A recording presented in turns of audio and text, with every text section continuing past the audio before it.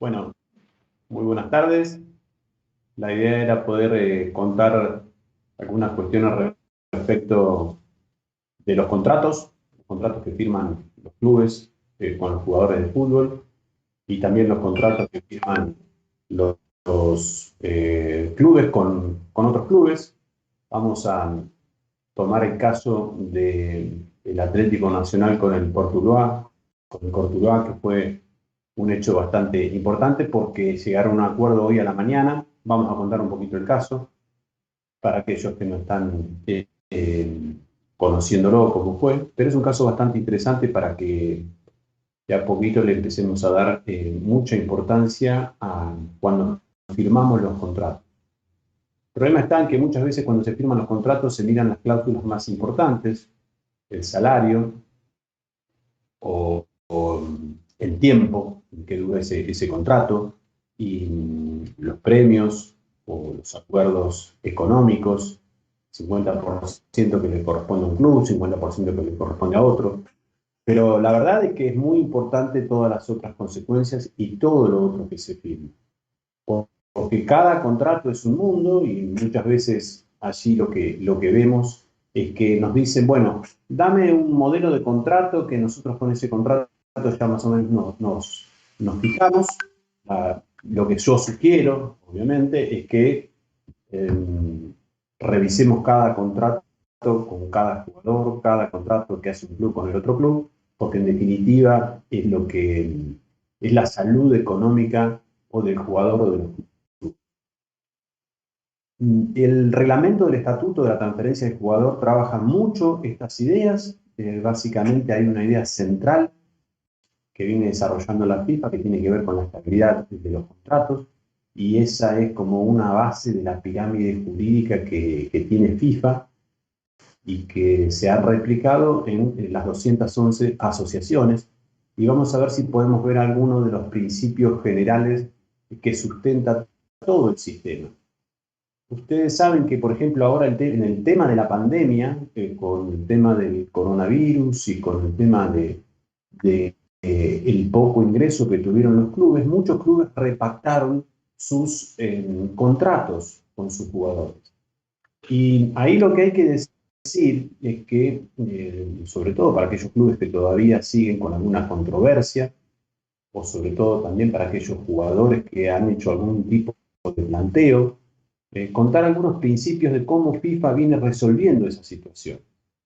Lo primero que hay que decir es que siempre lo mejor de todo es llegar a un buen acuerdo, ¿no? Entre el club y el jugador o entre los clubes. Siempre uno trata y tiende a que las cuestiones se resuelvan hablando y firmando algún nuevo convenio en caso que corresponda. Por supuesto que el problema está en que muchas veces esos convenios y esos buenos oficios, podríamos decir, a veces no llegan y entonces se generan los pleitos. Y cuando se genera el pleito, lo primero que va a pasar es que o la federación o la FIFA o el TAS o el Tribunal Superior Suizo, ahora vamos a hablar por qué decimos el Tribunal Superior Suizo, lo primero que van a hacer es van a mirar el contrato. Entonces, nosotros tenemos que tratar de ser muy cuidadosos con los contratos. En general, lo que se va a buscar con el contrato es de manifestar en un papel la voluntad de las partes, pero también, fundamentalmente, las consecuencias jurídicas que resultan de ese convenio. Quisiera decir dos o tres cosas que me parecen importantes respecto de cómo ha resuelto la FIFA algunas de las controversias que le han llegado en función de que se modificaron los contratos. Por ejemplo, en un país hay un decreto del presidente que dice que se pueden bajar los salarios al 75% producto de la pandemia, cosa que es un caso concreto, por ejemplo, en Indonesia. Y entonces muchos clubes lo que hicieron fue reducir el contrato del futbolista a esa magnitud. Y el problema estuvo en que la FIFA solicitaba más allá del decreto presidencial cuáles eran las efectivas pérdidas que había tenido el club. ¿Y por qué tomó ese principio? porque en definitiva, si no, parecía que la variable de ajuste respecto de la crisis iba a ser el jugador de fútbol.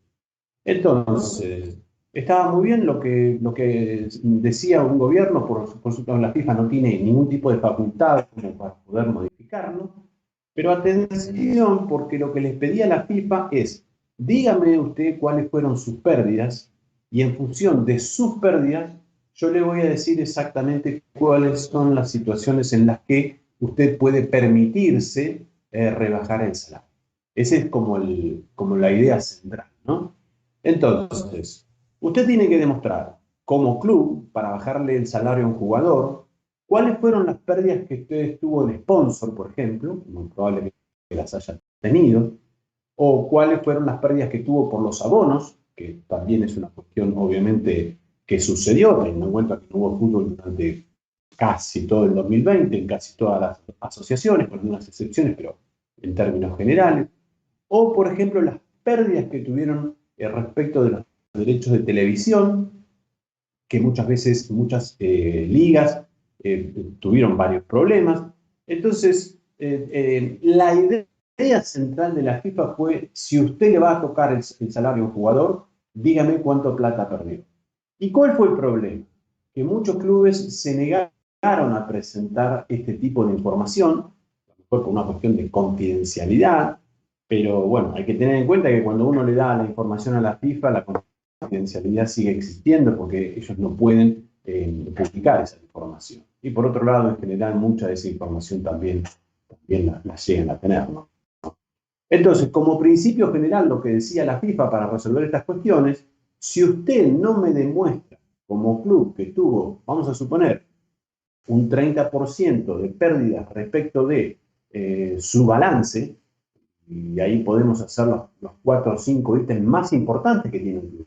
Por ejemplo, las transferencias de jugadores, que es un ítem fundamental, los abonos, los aforos, los ingresos a la cancha, al estadio, los sponsors, los derechos de televisión, qué cantidad de socios dejaron de pagar la cuota. Es decir, toda esa información hay que presentarla en función que el club dice, bueno, perdí el 50%, me senté a negociar con mi jugador de reducir el salario un 50% y entonces con esta demostración FIFA podría aceptar. Ustedes saben también que muchas veces lo que se resolvió fue, vamos a bajarle el salario del jugador el 50% hasta que retorne el fútbol y a medida que el fútbol empiece a retroalimentar nuevamente su economía, entonces se le va a devolver esa parte del dinero al futbolista. Muchos clubes hicieron eso y entonces están en este momento tratando de llegar a acuerdos para que ese dinero se pague. Y si mal no recuerdo, el caso de Messi, que además se fue al Paris Saint-Germain, creo que todavía queda una deuda en función de que han llegado en España muchas veces ese tipo de acuerdos. Es decir, nos bajamos el salario porque no entra dinero en el fútbol durante el 2020 y en el 2021, que empezó a entrar dinero, vamos a ir recomponiendo esa vieja deuda y supongo en el 2022 ya con público en la cancha, hoy estábamos viendo en Inglaterra ya el fútbol a pleno con una capacidad impresionante de gente, es decir, tiende a la normalidad el fútbol, en la medida que el fútbol tiende a la normalidad, se vuelve a recomponer la cuestión salarial. ¿Por qué quería contar esto? Porque es muy importante para los clubes, si van a ir a FIFA o si van a ir al TAS, que tengan la posibilidad de demostrar cuáles han sido las pérdidas, porque me ha tocado como experiencia que muchos clubes lo único que hacían era contar qué es lo que había pasado en su país. Y entonces decían, por ejemplo, que el decreto presidencial o con una ley del Congreso Nacional habían dado determinadas posibilidades y con eso creían que estaba resuelta la situación y efectivamente no sucedió así. Bien, dicho y contado esta introducción, que a lo mejor puede ser útil para todos aquellos que están con esta situación, voy a leer una pregunta que nos hace Luis Castillo. Y Harry también nos manda un saludo desde Ecuador. Considera que estuvo bien la postura de la Liga Francesa en dejar que los clubes como el PSG realizar contratos con jugadores sin tener encima bueno, el fair play financiero. Bueno, Luis, haces una pregunta casi diría yo para una charla completa. Es muy interesante lo que vos nos planteás. Escribí un artículo, así que voy a tratar de mandártelo respecto a esta situación de qué es lo que pasó con el fair play financiero en España y por qué Messi no pudo jugar en el Barcelona y sí pudo jugar en el Paris Saint-Germain. Pero a grandes rasgos te quiero decir algunas cosas. Resulta que el déficit tan importante que tiene el Barcelona le impide generar nuevos contratos y se negó el club, por una cuestión de su propia administración, a recibir fondos de la liga a partir de un fondo de alrededor de 1.200 millones de euros que iba a recibir. Finalmente no los recibió y al no recibirlos es como que quedó desbalanceado su economía con un déficit muy importante y entonces aparentemente ellos no podían contratar al jugador. Pero en definitiva, si Luis me pedís mi opinión, yo entiendo de que hubo mucho más allá de las cuestiones del fair play financiero. Yo creo que hubo cuestiones políticas, peleas entre la Liga y el Barcelona, peleas entre la Liga y el Real Madrid y el Barcelona, que hicieron que Messi se terminara yendo y que en definitiva, a mi criterio, no le cumplieran la palabra al jugador que tenía totalmente cerrado su contrato y que unos días después, creo que fue pasado, la semana pasada, la anterior, el presidente hizo esa famosa, la Porta hizo esa famosa conferencia en la que dijo que no se le podía contratar por el play financiero. Ahora, en Francia, teóricamente, por lo menos en principio, vamos a ver después cómo sigue esta película, porque esto recién empieza, los fondos que ingresan al club son tan importantes que le da la posibilidad de generar un equilibrio financiero, un equilibrio en la balanza comercial que tienen, de tal manera que ellos tendrían esa capacidad. Digo en principio porque vamos a ver qué dicen los organismos de la UEFA y qué dice la FIFA respecto de si se cumplen o no estas situaciones. Recuerden ustedes que la UEFA sancionó al Manchester City por más de 30 millones de euros porque no cumplió con el fair play financiero. Cierto es que después en el TAS le redujeron mucho esa multa y esa sanción, pero hay que tener en cuenta que ese tipo de situaciones está sucediendo y que eso sucede ex post, es decir, esa evaluación que va a hacer la UEFA va a ser luego de que todos esos contratos se firmen, cosa que ya sucedió en el caso de Messi, pero que evidentemente hay que ir mirándolos con mucho detalle, porque estoy convencido de que ahora sí va a venir como una lectura muy concreta respecto de lo que pasó en Francia. ¿Por qué? Porque quedó totalmente desbalanceado el fútbol. Podríamos decir como primera conclusión, los tres jugadores más importantes del planeta están en un solo club.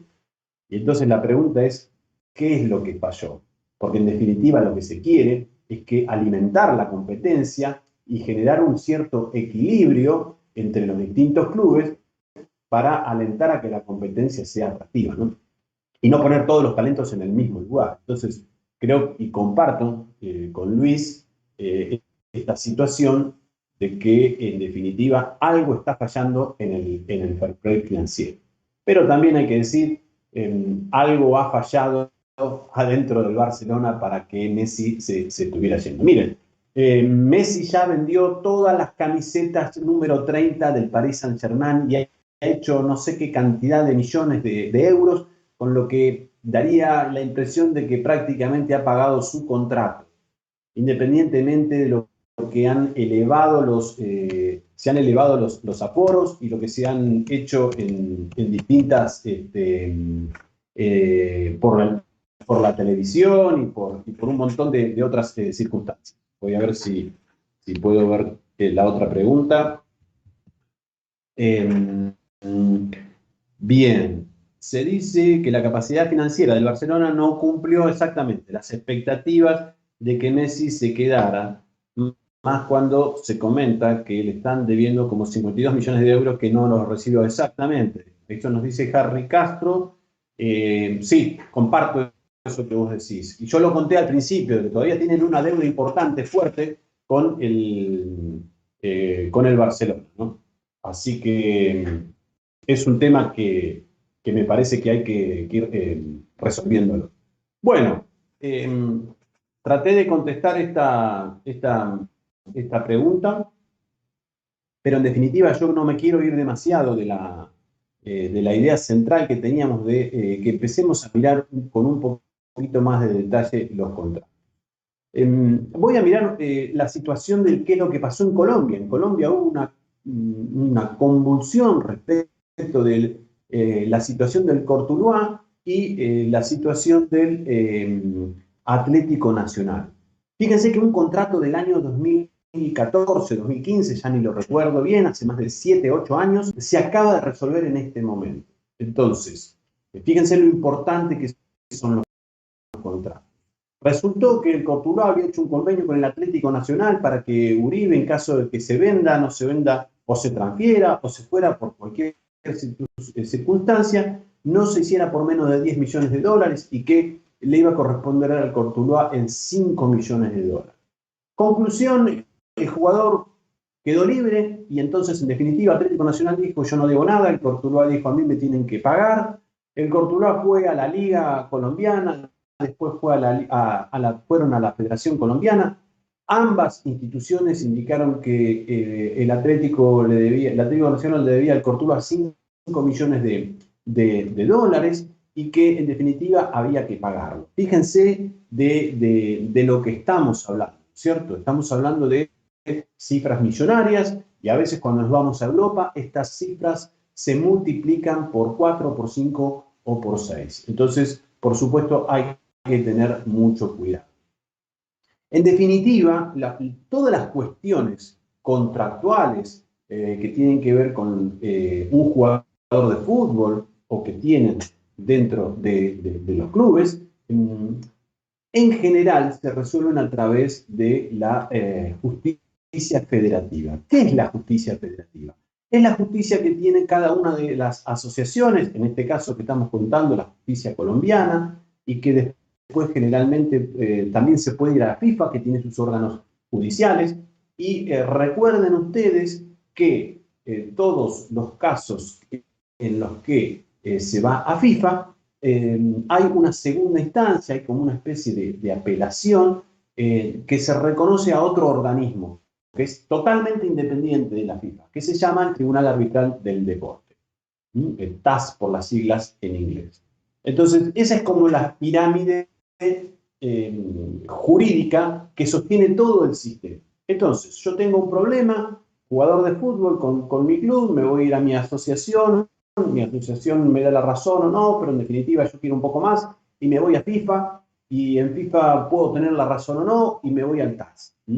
Ahora resulta que por casos muy especiales, muy extremos, también entra a tallar el Tribunal Federal Suizo. Y ustedes me dirán, ¿qué es lo que tiene que ver en un tribunal suizo? El Tribunal Federal Suizo es el tribunal de máxima importancia de la justicia ordinaria suiza. Entonces, la pregunta que se nos hace es, ¿por qué una cuestión entre dos clubes colombianos, por un contrato del año 2014, termina de resolverse en el Tribunal Federal Suizo? Y entonces ahí tenemos que hacer varias menciones. Es obligatorio que nosotros aceptemos en ese Tribunal Federal Suizo, porque hubo como una especie de controversia. Vamos a leer ahora un poquito lo que decía en junio un comunicado, creo que es oficial, el comunicado oficial del Atlético Nacional, respecto de la situación de Uribe, ¿no? De este jugador. Fíjense que dice que en marzo del 20, el TAS, que es este organismo que yo les digo, es un tribunal arbitral, no es un tribunal ordinario, son árbitros, que es un organismo independiente, que es un organismo autónomo, que en definitiva casi todos los deportes lo aceptan como órgano de apelación, y el fútbol no es una excepción.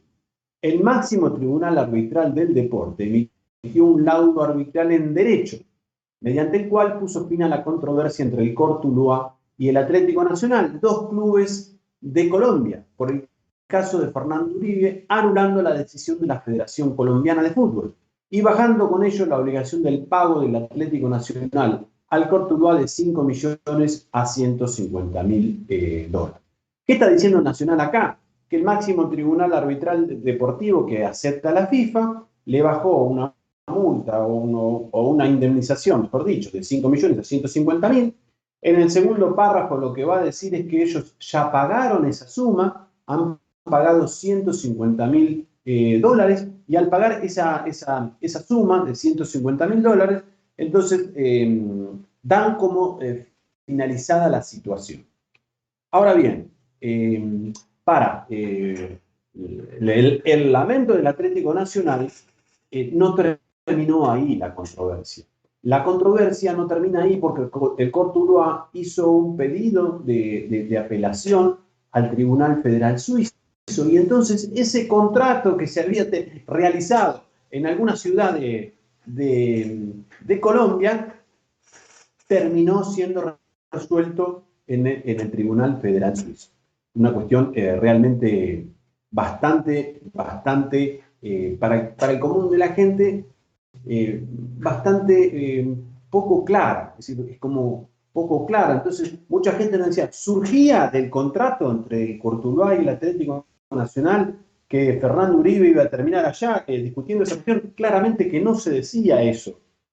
Yo, honestamente, no voy a entrar en detalles porque, como no conocí el convenio ni la resolución de hoy a la mañana, en definitiva, la letra chica, simplemente me manejo con los comunicados oficiales. Pero en definitiva, esto surge a partir de lo que es la pirámide jurídica de la FIFA. Después el Atlético Nacional nombra específicamente el estatuto de la FIFA, habla del artículo 58, y ahí dice efectivamente que el TAS, este organismo arbitral que yo les vengo mencionando, es el órgano de disputa de apelación de todas las resoluciones, tanto de FIFA como de confederaciones, en este caso, por ejemplo, también la Confederación Colombiana. Y bueno, y después dice exactamente que el Atlético Nacional viene defendiendo esta idea de que ese sea el último órgano de resolución. Bien, ahora lo que hay que decir es lo siguiente. Hoy a la mañana o ayer, ahora voy a ver si lo puedo poner por acá, a ver si lo encuentro. Este es el último comunicado del Atlético Nacional, mediante el cual nos sugiere, primero, que ellos ya pudieron inscribir sus jugadores, con lo cual es evidente que la situación se resolvió. Después de mucho tiempo, hay que decirlo, y finalmente se resolvió con un convenio con el Cortuluá. Se pusieron de acuerdo en una cifra, nosotros no podemos decir cuál es porque realmente no lo sabemos, no sabemos cuál es la cifra porque aparentemente es confidencial, pero tampoco nos interesa para el caso que nosotros estamos planteando. Lo que sugiere este comunicado dice: en el marco del mayor respeto por la institucionalidad del fútbol colombiano, Atlético Nacional seguirá perseverando en sus argumentos, dice, los cuales buscan que las estructuras normativas del balompié colombiano respeten y reconozcan que las controversias de esta naturaleza se definan en última instancia por quienes no tienen funciones judiciales, y que tanto los clubes como los jugadores deben tener siempre acceso al TAS para que sea esta entidad judicial especializada en el deporte la que dirima en última instancia sus disputas. ¿Qué quiere decir todo esto? A mi humilde entender, esto quiere decir que el Atlético Nacional entiende que la última instancia debería ser el TAS y no el Tribunal Federal Suizo, como resultó en este caso.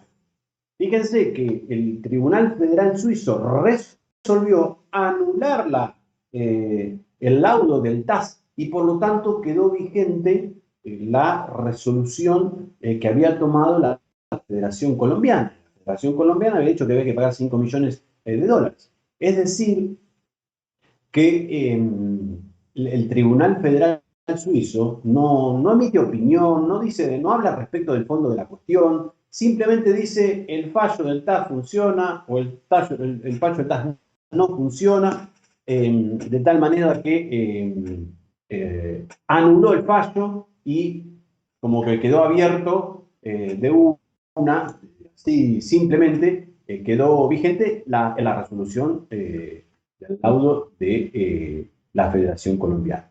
Así que esto es más o menos como se ha resuelto. Pero a mí me sirve, ¿cierto?, para contarles a ustedes que en definitiva lo que hay que tener, que hay que tener mucho cuidado, que cuando nosotros armamos un contrato, todas estas posibilidades las podemos prever. Esto es lo que yo quisiera recalcar. Ahora bueno. Muchas gracias, Juan David, por enviarnos la foto, dice Daniel. Y Carlos Alberto, le mando un gran cariño, que él ha trabajado mucho este tema y nos ha ilustrado mucho respecto de toda esta situación. Así que le agradecemos a Carlos que está por allá, por Colombia. Estamos con Carlos en un seminario los martes y los jueves, 1 hora y media, hablando de todos estos temas que nos gustan, nos apasionan y que pueden ser controversiales, como obviamente ha sido este caso.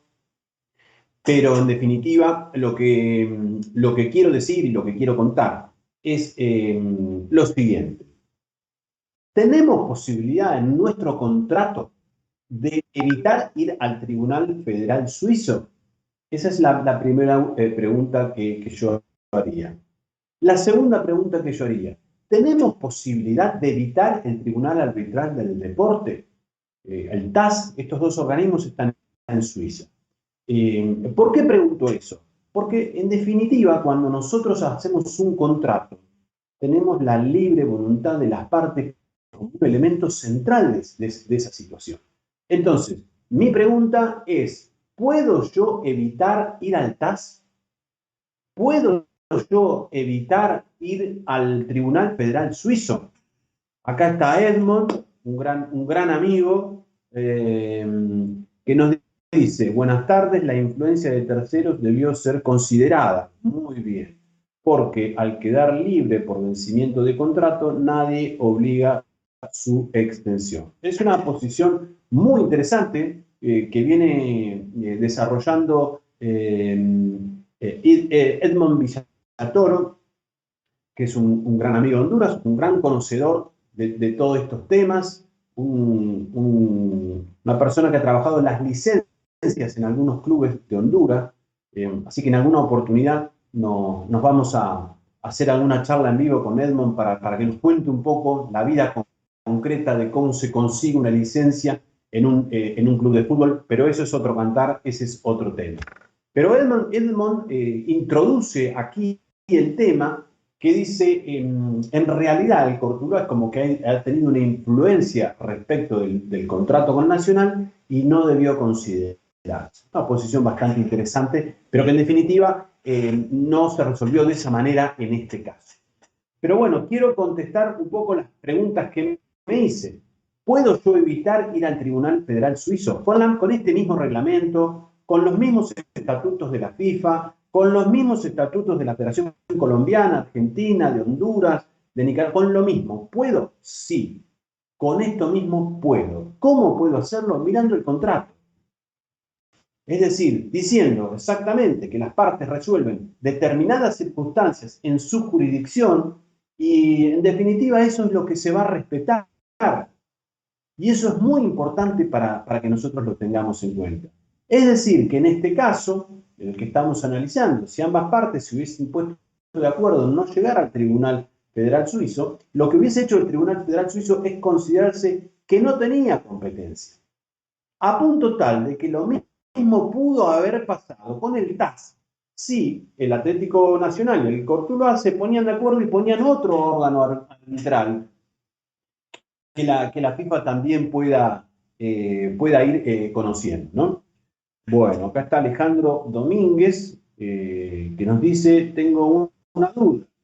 ¿El evitar llegar a TAS se refiere a una cláusula de no jurisdicción? Saludos desde San Luis, México. Bueno, un gusto, Alejandro. Lo que sugiero yo es que cuando nosotros hacemos los contratos, sepamos exactamente dónde vamos a litigar en caso de que haya un conflicto. Todos queremos que no haya conflicto en los contratos. La idea central sería que se resuelvan amigablemente, que los contratos se resuelvan por su propio vencimiento, pero lamentablemente a veces pasa que hay este tipo de controversia. Entonces, ¿cómo evitamos llegar al TAS? Para contestar la pregunta de Alejandro. Evitamos diciendo, vamos a tener otro órgano arbitral, sobre todo en este caso, pero por supuesto, porque eran dos clubes de la misma asociación. Acá no hay terceros, pero aunque tuviéramos terceros, supónganse que este caso que estuvimos comentando son dos clubes de Colombia, pero si fueran un club de Colombia y uno de México, y nosotros decidimos ir a un órgano arbitral que no sea el TAS, cuando se presenta este conflicto, lo que va a pasar es que si alguien se presenta en el TAS va a decir, señores, yo no tengo jurisdicción para plantear esta situación. ¿Por qué? Porque el contrato lo establece. Ahora, la experiencia que tengo yo, puede haber casos distintos, pero en general a estas cosas no se le da importancia. La otra cosa a la que nunca se le da importancia es qué legislación se va a aplicar cuando se produce un conflicto. Entonces, como en general nadie dice nada respecto de eso, la FIFA lo que hace es establecer su propia legislación, hace como un análisis de sus propios reglamentos y subsidiariamente va a plantear que la legislación que se aplica no es la legislación colombiana en esta circunstancia. Dos clubes colombianos. Pero como el contrato no dice nada, obviamente yo no puedo abrir juicio de este contrato porque yo no lo vi, así que no. Pero estoy casi seguro que no ha dicho nada. Entonces, lo que hace este órgano arbitral o de la FIFA o del TAS, lo que hacen en definitiva, como ellos están en Suiza, en definitiva, y lo prevé los reglamentos de la FIFA, lo que hacen es tomar la legislación suiza. Y entonces ustedes me dirán, ¿pero cómo? Dos clubes colombianos que tienen que resolver una controversia, no pueden resolverla bajo la legislación colombiana. Parece que sería el sentido común. Pero finalmente, lo que va a pasar es, lo primero que va a ver el TAS y la FIFA, si ellos tienen jurisdicción en resolver esta situación. Porque si ellos ven que las partes han resuelto otra cosa, la autonomía de la voluntad de las partes se respeta. Y se respeta como corresponde. Porque en definitiva, si ese contrato fue libre y no hay ninguna cláusula abusiva y no hay nada que tengamos que objetar, ¿por qué no vamos a aceptar la voluntad de las partes? Y el segundo elemento que quisiera que nosotros que estamos trabajando en el tema del fútbol y que creo que cuando hacemos un contrato, nosotros como responsables de organizar un contrato no podemos dejar de mirar. Porque la mayoría de las personas cuando hacen un contrato, y con legítima razón, supónganse la gente lo único que quiere es que le respeten el dinero que le pactó para el jugador. Lo que quieren es que le paguen la prima para el jugador. Lo que quiere es que le paguen la productividad y el dinero por cada gol que hace, por cada asistencia que hace, por cantidad de minutos que juega. En definitiva, hacer un contrato de fútbol como corresponde es un poco estresante. Yo entiendo que la máxima energía, tanto del club como del jugador, se va en eso porque en definitiva es el tema económico que se está poniendo en juego. Pero atención, que si hay un conflicto, después la situación se va a resolver también por una cuestión económica. Entonces, hacer hincapié en algunos otros elementos del contrato que no son tan visibles son realmente interesantes. En general, del tema de la jurisdicción en los contratos se habla poco. Fíjense que en este caso, aparentemente no hubo nada que se modifique respecto de lo que es la organización de FIFA, porque perfectamente se hubiese podido resolver. Si hubiesen dicho que como órgano de apelación funcionaba en vez del TAS otro organismo, bueno, en definitiva no va a haber ningún problema. De todas maneras, el Atlético Nacional le fue bastante muy bien, diría yo, en el TAS. Pero el otro elemento que nosotros tenemos que tener en cuenta es, por ejemplo, en el caso de este convenio, podríamos haber puesto que este contrato se tiene que leer a la luz de la legislación de Colombia, por ejemplo. O si nosotros estamos en México, bajo la luz de la legislación mexicana. Entonces, el organismo que va a resolver ese futuro conflicto de ese contrato no tiene otra escapatoria que analizar, por supuesto, la legislación mexicana o colombiana, aunque sea subsidiariamente, ¿no? En general, cuando nosotros vamos a la FIFA, lo primero que van a leer es, por supuesto, que se cumplan con los reglamentos, con los estatutos y todo este tipo de cuestiones. Pero en definitiva, me parece que es muy importante, y paso, con esto voy terminando. Fíjense, les pasé aquí al reglamento del estatuto de la transferencia del jugador, no comúnmente llamado RTJ, es uno de los reglamentos más importantes que tiene la FIFA, ha sido reformado en febrero de este año. Allí se han incorporado nuevos institutos, se han incorporado nuevos anexos, como por ejemplo el anexo del director técnico, o se han incorporado nuevos artículos, como por ejemplo para el fútbol femenino, y también allí se desarrollan este tipo de conceptos. Desde en la parte cuarta dice estabilidad contractual entre jugadores profesionales y clubes. Esta es la parte que me parece que es muy importante, que para todos aquellos que están en este mundo la puedan leer y la puedan interpretar. Estabilidad contractual entre jugadores profesionales y clubes. Fíjense que hay un montón de artículos, algunos son nuevos, básicamente este artículo, el artículo 14 bis, rescisión de contratos por causa justificada debido a la existencia de salarios pendientes, es muy importante. Ustedes sabrán, la FIFA quiere que los contratos se cumplan y en definitiva si el salario del jugador no se paga, lo ve como una cuestión, obviamente como un abuso, una cuestión muy fuerte, y entonces genera un procedimiento para que esa situación anómala se pueda volver a poner en orden. Y si en definitiva no se pone en orden, da el mecanismo cómo se va a resolver esa situación. Es un artículo, como verán, bastante largo, y todo este capítulo habla respecto de cómo se resuelven las cuestiones respecto de los contratos. Restricción de rescisión de contratos, consecuencias de ruptura de contrato cuando no hay una causa justificada, si hay que pagar una indemnización, si no hay que pagar una indemnización, en definitiva, cómo se resuelve esa circunstancia. Como verán, son artículos que tienen páginas, ¿no? En el caso de que estamos hablando, dos o tres páginas. Y después quería pasar, porque acá ya vienen algunos otros institutos, a mostrarle lo que es el artículo 24 bis, que cumple como requisito ahí la posibilidad de generar el mecanismo para que al jugador se le pague. Y fíjense, consecuencias de la omisión del pago puntual de cantidades deudadas. Esto básicamente es cuando el club no le paga al técnico, no le paga al jugador. Recuerden ahora, fundamentalmente, para todos los que están trabajando con directores técnicos, que ahora, a partir de febrero, la FIFA le otorgó un nuevo reglamento, un único reglamento, porque nunca lo tuvo, al director técnico, con lo cual tiene sus normativas específicas. De tal manera que esto queda para el jugador y subsidiariamente también para el director técnico.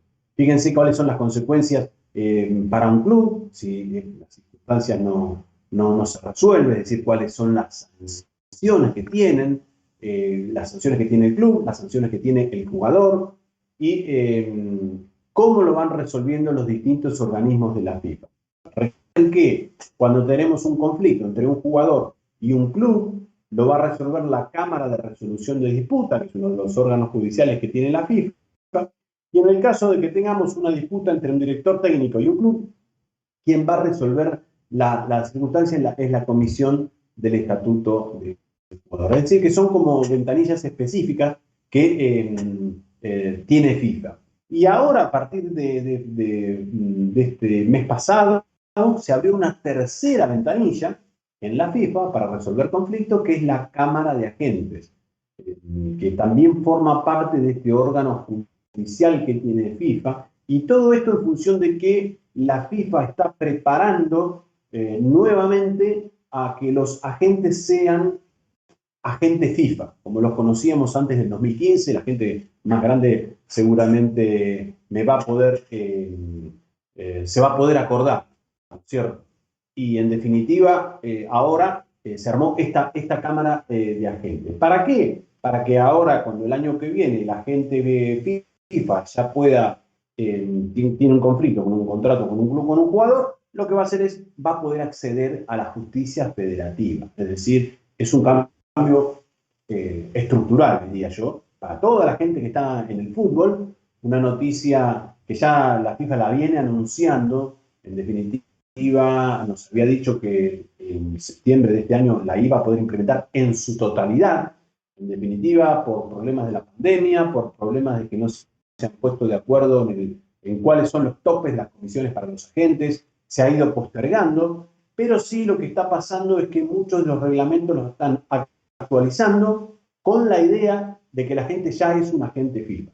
De tal manera que en este momento esa Cámara de Agentes de FIFA ya puede resolver, por ejemplo, controversias o conflictos que tienen los agentes que hacen partidos amistosos, que tienen como una credencial especial. Ya está habilitado, y en futuro, supongo que el año que viene, van a tener la posibilidad también de acceder cualquier tipo de agente que previamente haya rendido su examen, haya cumplido con los requisitos, que en general es pagar la cuota, tener un seguro y firmar los principios y los contratos de ética y de aceptación de los reglamentos de FIFA y toda esta cuestión burocrática y formal, administrativa, diría yo, para ponerle una palabra. Una vez que se hace eso, la FIFA te otorga ese carnet y te da la posibilidad inmediatamente de que puedas ingresar a la familia de FIFA, como comúnmente se la llama, ¿cierto? Así que esta es un poco la idea que les quería contar. En definitiva, cuando un contrato no se cumple, hay alguna nota de internacionalidad. Lo que va a suceder es que nosotros tenemos abiertas las puertas de FIFA para resolver las circunstancias. Recuerden que siempre que haya una resolución de FIFA, nosotros podemos ir al TAS, salvo que el contrato haya dicho otra cosa, y en definitiva, por cuestiones muy particulares, muy escasas, en general es como bastante llamativo, se puede ir al Tribunal Federal Suizo. Por eso conté este caso de Colombia, porque es un caso que es bastante atípico. Les recuerdo que ir al TAS no es barato, depende siempre el monto de dinero con el monto de la reclamación, el monto que nosotros queremos reclamar, y si es complejo o no es complejo, y si en el TAS va a haber un árbitro único o va a haber un tribunal. En definitiva, depende de un montón de cosas, pero no es barato litigar en el TAS, y mucho menos litigar en el Tribunal Federal Suizo, que en general lleva un dinero. En principio hay que contratar un estudio jurídico en Suiza, pero eso no es solo el caso. También hay adelanto de gastos, adelanto de costos, pago a los honorarios al abogado de esta parte, de la otra parte. En definitiva, son cuestiones que, si se pueden evitar, mucho mejor. Y entonces, la pregunta es, ¿cómo se puede evitar? Bueno, la única manera de evitar todo esto es que nosotros tengamos contratos que los prevean, es decir, que los eviten. Y obviamente los tienen que evitar desde una manera técnica, es decir, hay que prever las circunstancias y las situaciones para que exista la posibilidad de que una resolución sea apelable, porque siempre está esta idea del doble conforme, como lo llamamos los abogados, es decir, que tiene que haber mínimamente dos instancias para que se resuelvan los conflictos, pero en definitiva no tiene por qué ser el Tribunal Suizo, el Tribunal Superior Suizo. Pero recuerden también que si nosotros nada decimos en nuestros contratos, lo que va a pasar es esto, que existe una posibilidad, no es lo común, hay que decirlo, que nuestro pequeño contrato o gran contrato que firmamos en Uruguay termine en Suiza, ¿no? Y que ese viaje de Uruguay a Suiza, a la mayoría de la gente, es como que se pierde, ¿no? Porque dice, ¿cómo terminó esto? ¿Cómo terminó el caso de el Cortuluá con el Atlético Nacional, que desde Colombia se fue a litigar no solamente al TAS, sino también al Tribunal Federal Suizo? Fíjense las circunstancias, cómo se van resolviendo. Entonces, es importante para toda la gente que está haciendo los contratos que vaya mirando otras circunstancias, como son, por ejemplo, la jurisdicción y la legislación. ¿Qué legislación se va a aplicar en caso de que haya un conflicto con ese contrato y cuál va a ser el órgano que lo resuelva?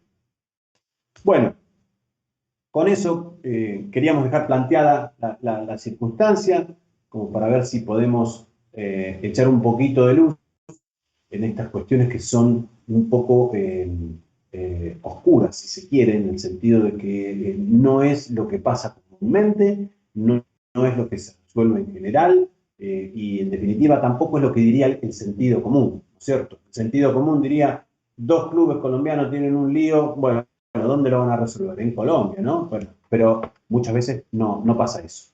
Bien, gente, decirles que estamos desde hace ya un tiempo dando estas charlas los martes y los jueves de 1 hora y media, con cursos entre 8 y 10 clases. Para todo aquel que le guste, le apasione estos temas, aquellos que quieran tener un poquito de conocimiento respecto de todo el tema de fútbol desde el punto de vista del derecho, que los ayude a ser más prácticos en la vida cotidiana, nos pueden contactar sin ningún tipo de problema. Y si no, nos vemos en estas charlas que hacemos, tratamos de hacerla la mayor cantidad de tiempo posible en la medida que nos da el tiempo. Muchas gracias a la gente que preguntó, que participó. Básicamente lo veo a Edmond, agradeciéndole, por supuesto. Y decirles que para la gente que tiene la posibilidad de conectarse más tarde, dentro de 4 horas hacemos una charla muy parecida que tiene que ver con para la gente que tiene otro tipo de horario, ¿no es cierto? Bien, los hechos sucedidos en Colombia nos ayudan a ver debilidades, correcto, todavía en la representación hacia los clubes. Totalmente de acuerdo. Exactamente, las orientaciones mejores para evitar conflictos, tomar en cuenta las jurisdicciones. Exactamente, sí, creo que de a poquito vamos a tomar conciencia de esta situación en la que, en definitiva, bueno, tenemos que seguir trabajando para seguir actualizándonos. Alejandro Domínguez, te agradezco mucho tus palabras, muchas gracias a Harry, que lo veo acá también, por supuesto a Francisco, no sé si le respondí o no a Francisco, y por supuesto a Carlos. Bueno, hay un montón de gente a la que hemos hablado, hemos debatido, nos han dado su opinión, seguimos charlando respecto de este tema que nos gusta tanto. Muchas gracias y nos volvemos entonces a ver dentro de algunas horas.